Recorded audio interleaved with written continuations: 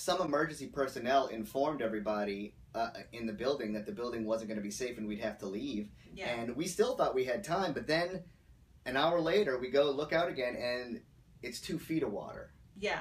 And we have to leave.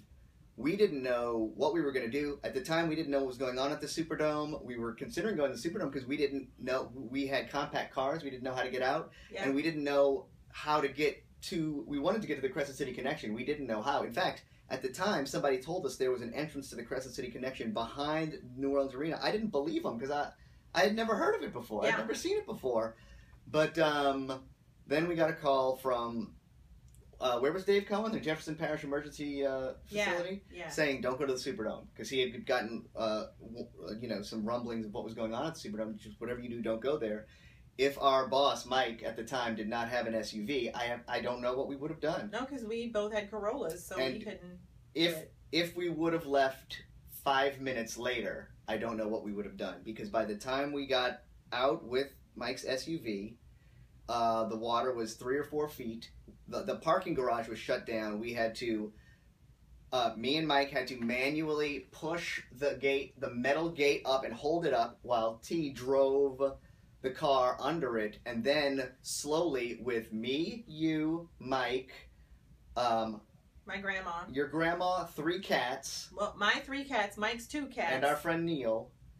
We had to go through, we could see, we didn't know anything, we didn't know this was a national story yet, but we could see people at the Superdome. So the car is wading through this water, and I remember thinking, like, if that person was wrong like I thought he was, and there's no entrance to the Crescent City Connection behind the New Orleans Arena, we are done. We have to get out of this car and just wade somewhere. Yeah.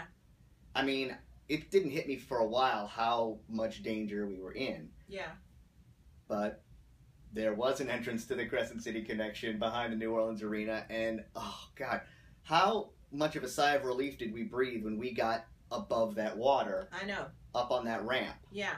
We were so happy, and we were like, we made it! And we got to Baton Rouge by, going through the West Bank, which I didn't even know you could do. Well, let's not forget that on the Crescent City Connection, going over the river...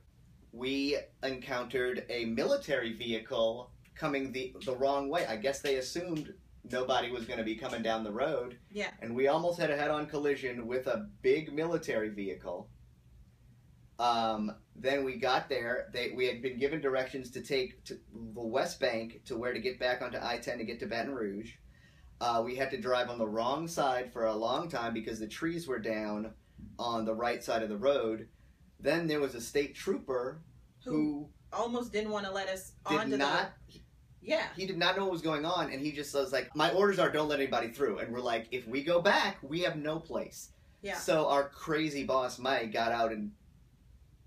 my grandmother was so scared. She was like, Mike is going to get arrested. I thought he was going to get shot. But I guess his crazy eyes, the state trooper was like, look, you're on your own if you go past, but fine.